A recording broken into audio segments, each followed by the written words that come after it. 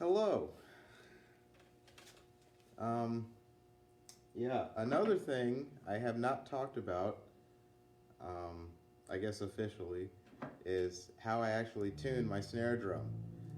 Um, so I figured I go through how I was taught, which I basically still do the same thing that I was taught in the beginning, um, and then uh, anything added is are things that either I came up with myself or that I learned from studying with Mark Demalakis. Um, so first things first, um, I think generally people will tune the heads in either a perfect fourth or a perfect fifth. Generally, that's what people usually do first. Um, so have a little tuning app here.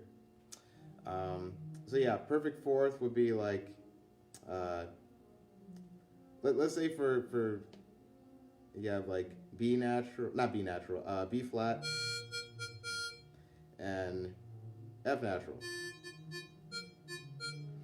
Um, Normally the higher pitch will be on the bottom head, so I would say the B flat is on top, not on the bottom. It'll either be way too high or way too low because of the thinner head. So I usually will put the B flat on the top and the fifth or fourth on the bottom. Me personally, I like tritones, so I will put an E natural down here instead of an F and a B flat. Or I put a B natural up here and an F. If you have a 14 by 5 and you like a really articulate sound, I would recommend putting an F down here. It gives you a little more, what do you call it? Response from the snares. And then if you really like it articulate, then I put a B natural on top, which is what I do. I like a very articulate sound. If you want to try it out, if you want like a darker tone, you could try the B flat and F. I wouldn't go any lower for a 14 by 5. I wouldn't go any lower than an A natural personally, because then you start getting into like more of a flabby sound. You'll lose a little bit of articulation, a little bit of rebound too. But it also depends on the type of drum you have. If you have like the thicker the shell, the tighter you can go. Even if I remember Jojo Mayer has like a 32 ply or some crazy number snare drum. It's heavy, and he tunes that baby like C sharp sometimes on the top, which means you can go really high. So that drum can take it. This drum is a solid shell, so it can also take a little bit thicker, a little bit tighter. What you call it? Tuning on top and the bottom. But I wouldn't recommend it honestly because it won't sound full. It'll just sound like too ticky. Cool. That being said, if you want to see what I use, let's see. So the bottom head I use a Diplomat Hazy. Cool. So it's the super thin clear. I use that on the bottom. And on the top, generally I use the Evans Orchestral on the top. Cool. So that's what I do.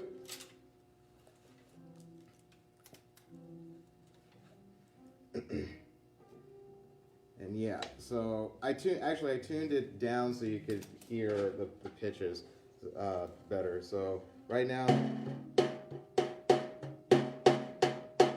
like something like that. When tuning this, I'd highly recommend starting with the bottom head first, because if you tune the top head and then the bottom head, the top head's tuning is going to sound different. Okay, so I recommend starting with the bottom head first. The other thing I recommend is getting a drum key tool that's something like this with a bunch of Allen wrenches and things like that. Get something like this. It comes in handy for these types of drums. Cool. I don't know which one this is called, but it's like cool something. If you can, I don't know if you can see that, but that's what it looks like. Cool. All right. So let's see. Yeah, again, I start with the bottom head. Oh, while I'm doing this, I pick one. So I usually start on the side. So I'm gonna pick this one. I usually do, depending on how loose it is, I'll either do a full turn or a half turn. So I'm just gonna start with half turns. And I do this all by feel first. I just feel like if it's, that kind of thing. So I've done these two. Instead of just going around like that, I go, basically, like I skip one, and then skip one, skip one, skip one. Or the other thing I'll do is I'll just go, let's see, if it's, I try to go in the very opposite direction, which is why I keep skipping. So the next one I do is this one. This, to me, evens out the progression of tension on the head instead of like squeeze, squeeze, squeeze, squeeze, like squeeze, squeeze, squeeze, squeeze, squeeze, squeeze, squeeze, squeeze, squeeze. It's more like squeeze, squeeze, squeeze, squeeze, squeeze. So it's a little more even. So I'll do that instead. Which one was I? This one, this one. It's weird doing this like this. Cool. And I'm still doing half turns. As you keep tightening the head, the reason I do it by feel is if the lug that you're on isn't touching the thing, doing 2 turns might just get you touching the rim and then a little bit. So I go until I feel the amount of pressure that was on the previous lug. Cool. So that's the way I do that. Not saying you should do that. That's just what I decided to do. It's worked for me so far. Other people use like the drum dial thing. Case in point, this one wasn't as loose, so I just did like a half a turn. I didn't do a whole one. I'm here. Was I there already? I feel like I was. Yeah. This is why I hate doing it this way. Oh, case in point, this one is not touching the thing, so I'm gonna tighten it until it touches it, and then I'll do the turn. Same thing over here, feel the tension, then I do the turn until it feels like it's supposed to. This one, yep, same thing. Cool. So I keep doing that until I get to the pitch I want. This is probably like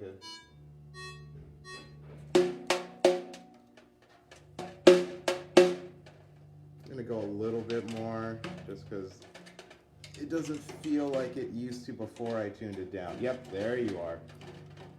Yeah, there were a couple that were still kind of loose. I'm just gonna go until each. Of course, I'm doing the exact opposite of what I said to do. But I'm just trying to run through it. That's fine. That one's not. That one's fine. This one's a little bit. All right. Now I tune the top head.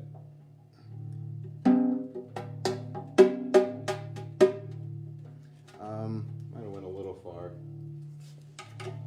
Cut you down a bit.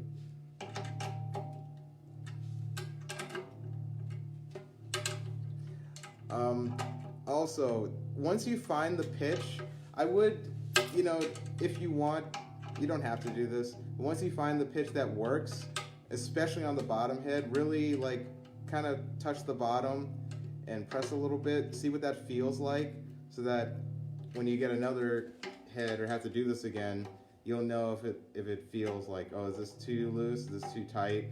It should still have a little bit of give. If it doesn't have a lot of give, it's probably going to choke out. And again, I like the bottom head kind of tight, but not like without any give to it. That's why I was like, this feels a little. Okay, let's try that. All right, I'm gonna put a B natural on the top. In the same process, I'm gonna do a star pattern, skip a lug each time. I'm just gonna do half of a full turn. Half of a full turn would be 180. That a full turn would be a 360. Cool. So everybody gets that. I think I did that. That was the other one I did. Okay.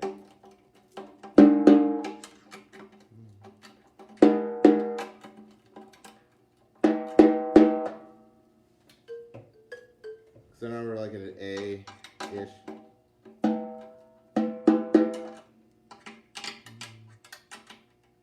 you go. This one. Oh yeah, I did that one. Then I did this one. Now we're back. I feel like I didn't. Yeah, now we're here. Okay. It's weird doing this.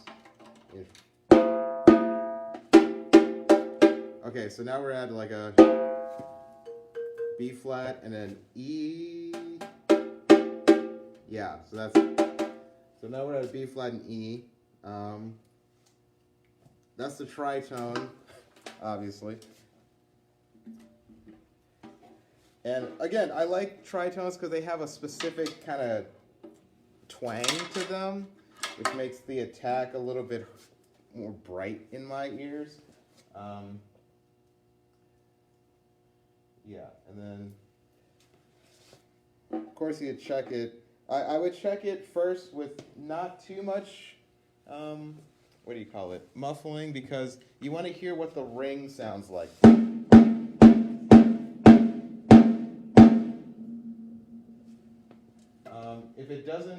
If it doesn't have a lot of tone, it's probably because the bottom head's too tight. And you should hear a little bit of that, like that, what do you call it? That frequency from the bottom head and the top head. Now, to me, a B flat doesn't have a lot of, it has a very sluggish rebound. So personally, I like a more bouncy feel. So even though it is in tune with itself, I'm gonna bring it up to a B natural because I like the feel of a B natural. So I'm just gonna do just a little bit, feeling around.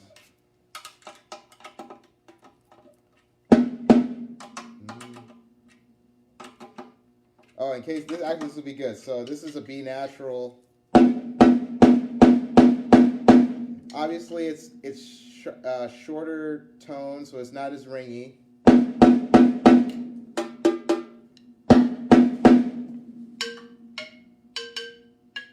Yeah, B flat. So this is B natural. So now we're at B flat F.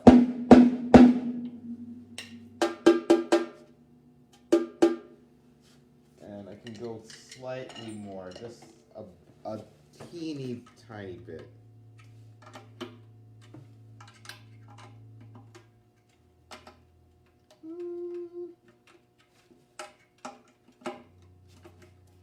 Not by much, just a smidge. There were a couple that were a little loose too. Down here. That one's fine. This one's fine too, I think. There you are. Right, see what happens with that? Okay, now I hear more of the bottom head, so yeah. As you keep doing this, the more it's in tune with itself, the more bounce and rebound you're going to feel. Also, the more resonance you're going to hear.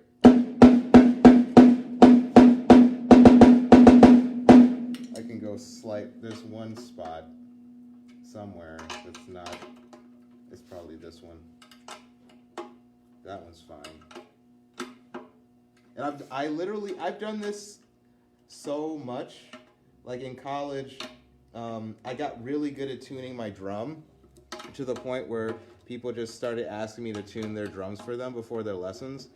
And like, I got to a point where I could tune a drum in like under 2 minutes. Yeah, snares. Okay, so now, yeah, now it sounds the way I want it to sound. All right, but yeah, I've done this like way too often, and I got really good at it. All right, next step is tuning the snares. There's one trick that I figured out myself, and if you want to know what it is, please DM me. I honestly don't know why everybody doesn't do this for snare drums like this. And if you go back to the very beginning of the video where I showed you which size or what type of heads I use, and you rewatch that and you look close, you should be able to see what I do. All right. So, tuning the snares. I always start, actually, doing the heads and things like that, that was taught to me by Douglas Waddell. And it works every single time. I've never had to use a drum dial. You just practice, and eventually you start to get to know, like, when it's at this pitch, it should feel like this. If it doesn't feel like this at this pitch, then something's wrong. And obviously you can do it by feel, but if you can't, like, do it, people have like the little things where they have the measurements and they measure it all out. Like, yeah, that works too. Just whatever works for you for tuning the head, that's fine. Now, tuning the snares, I go for, so when I started studying with Mark, that's where I really kind of fell in love with the articulate and very clear sound of a snare drum. Not that I never liked the clear sound of a snare drum. I was always like, I'd always be gravitating towards that sound. But he was the first person to really show me how to get that consistently with tuning. So what you do is first you start with the loud snare. So whatever that is, you start with that first. And you tighten that until it gets the sound you want. Now what you're going to do, the thing is, as you're tuning, you have to keep playing as you tune. And wherever you play the loud, you want to also play in the area that you're going to be activating that snare the most. So it's either going to be dead center. I don't really go dead center except for Shostakovich stuff a little bit, or maybe a little bit off center. So that's where I'm going to start hitting.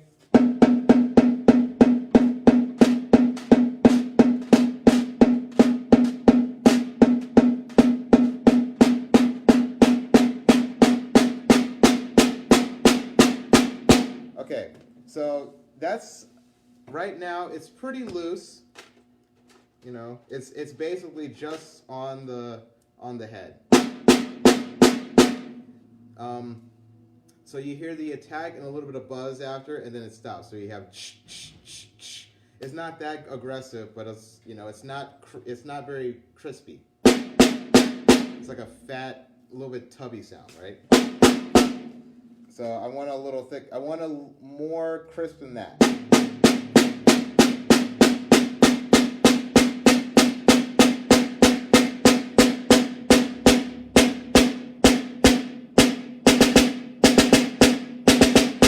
Okay, that's not that tight. That's about where I would want it.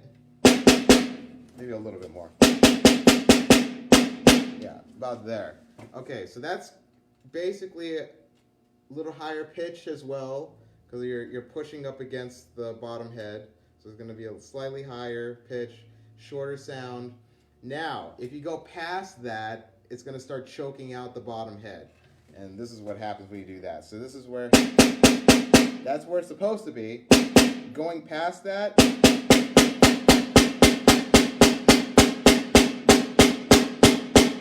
it's like, yes, it's still articulate, but it doesn't have, you want to balance between the articulation and you want to still have some of that resonance and that tone from the drum. If you don't have that dark aspect to the loud snare, that means you've cut off the vibration because you're tightening it too tight. Okay, so you want articulation, but you still want a core sound. So you got to go backwards until you get, sorry, I went backwards before I hit it. You want to go backwards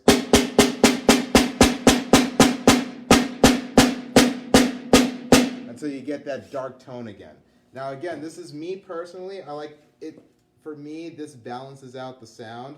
So you still have a dark tone. It doesn't sound like a high pitch kick snare or whatever. It still has tone and it's still articulate.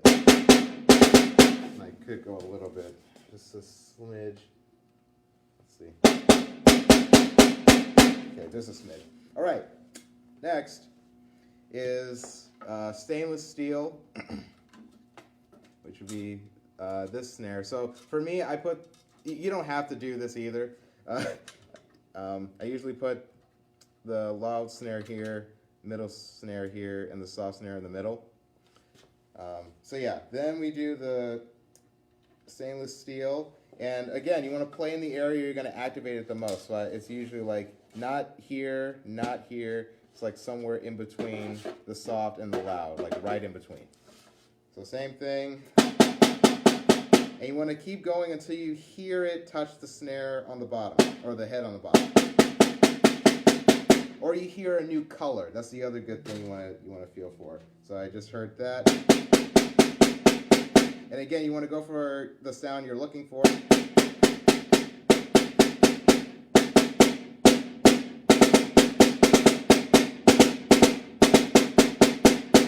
That's about it.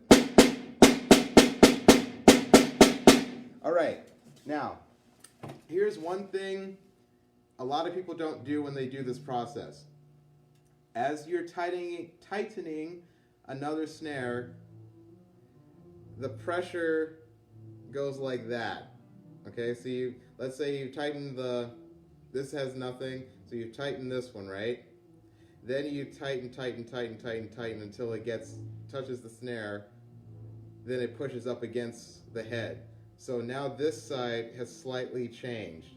So you have to go back to the loud snare, and you might have to bring it up. So I'm gonna go back, and sure enough, it's slightly lower. You probably can't hear it out there, but I can hear it here. And actually, I feel like I like that better than the one I had before.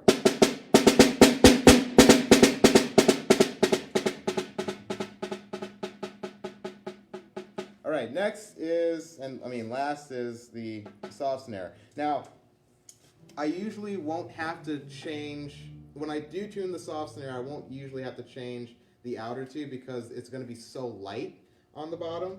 I usually like it just touching, if not a little bit pressed, not a lot, because you want to have both of the best of both worlds, where it's articulate and crisp, but you still have that looseness for the rolls and things like that. So.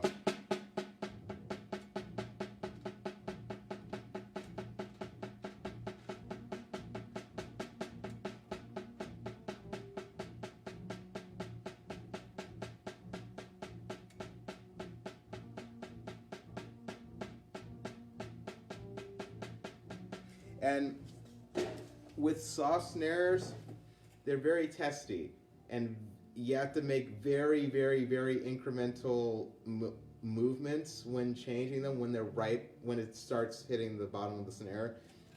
Even the slightest difference, especially on this drum, kind of annoys me sometimes, because it gets there and I'm just like, and then as soon as I go right past it, I'm like, oh man.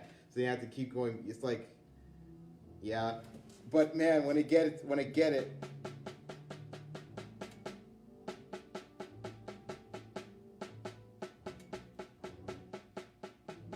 there we go. Cool. Let's see. There you are. So now,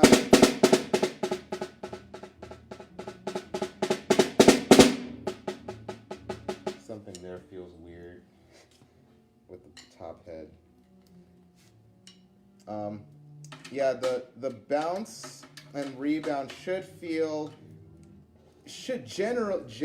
it should feel, you should get the same rebound response throughout here. So if you feel something weird, especially right before you get to the edge, could be a slight looseness in one of the top snares. So I'm just triple checking to make sure that one's a little loose. I'm just triple checking to make sure that they're all evenly tight, or I feel the same amount of pressure on each one. This one was a little weird. Should help. Yep, there you go.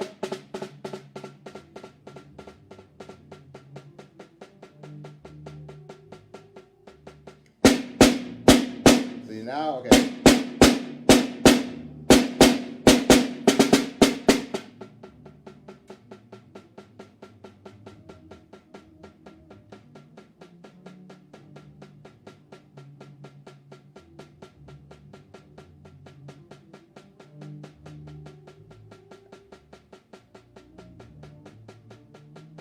Yeah, I was pressing my luck with that last one. Cool. So,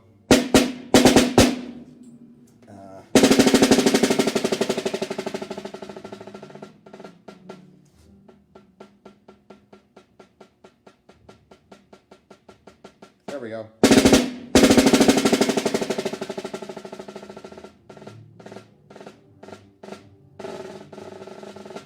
This still feels weird. Now I'm getting like, I don't have to do this in front of you guys, but like it's still, here it's still like weird. That's better.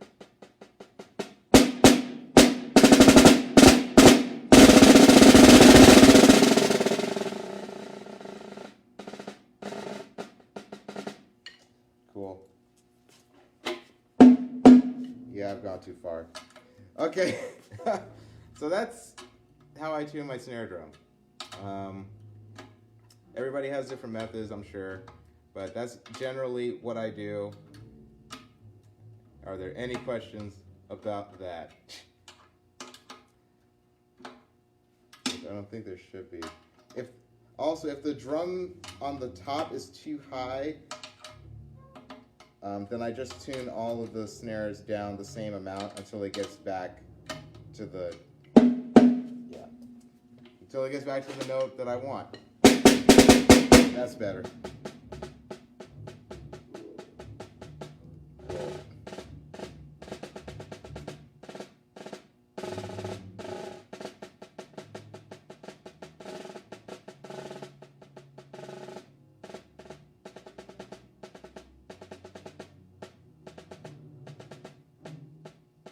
Okay, so yeah, that's how I tune my snare drum.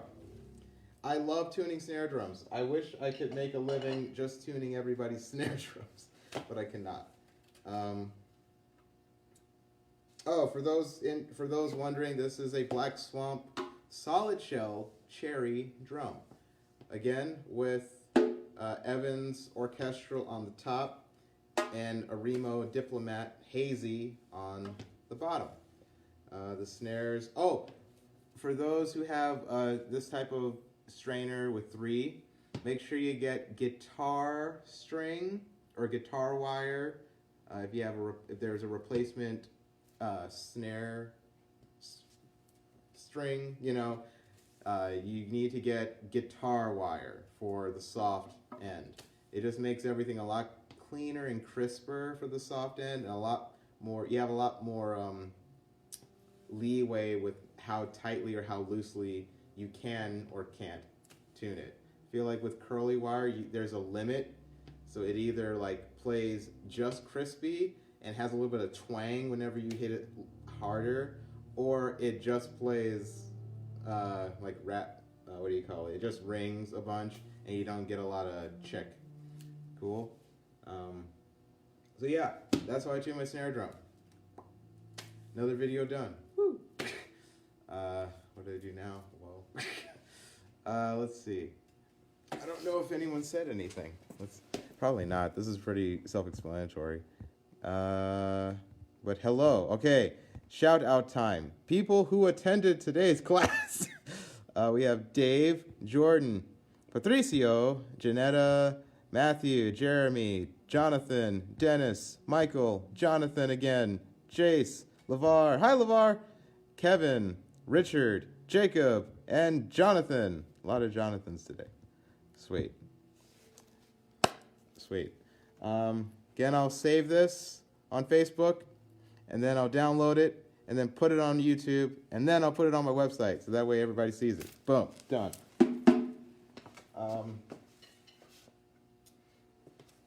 And I don't know. I've experimented a lot with snare drums. I've made some Frankenstein drums. I had a Yamaha copper shell and put some die-cast. I put pearl die-cast hoops on it with the pearl strainer. Sounded pretty good for what I did to it. I kind of mangled the thing. But yeah, it was really crisp. That was cool. And now, whenever I take, specifically when I take auditions, I have these black, really kind of high, heavy die-cast hoops that I always put on my drum when I take an audition. So right now I'm not, so I have just the normal stuff. But occasionally, depending on what we're playing, I'll throw them on just because for some reason when I put those hoops on any of my drums, the drum sounds like way crisper and way louder.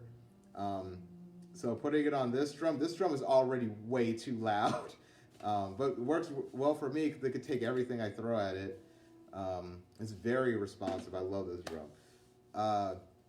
So yeah, I did put them on for one concert, and boy, it like screamed like crazy. So yeah, I highly recommend experimenting with different heads. Find what feels / sounds good. Actually, I would say find what sounds good and either find a way to make it feel the way you want, or if you can't, find something that sounds the same that feels the way you want.